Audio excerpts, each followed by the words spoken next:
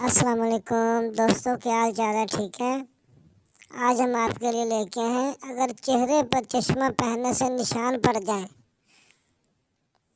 अगर चेहरे पर चश्मा पहनने से निशान पड़ जाए तो रोज़ाना रात को सोते वक्त आँखों के इर्द गिर्द लोशन और टूथपेस्ट मिलाकर इस्तेमाल करें। इससे आपकी आँखों के गिर्द निशान नहीं पड़ेंगे। प्लीज़ मेरा चैनल सब्सक्राइब करें, लाइक करें और कमेंट में अपनी राय का इजहार करें। शुक्रिया।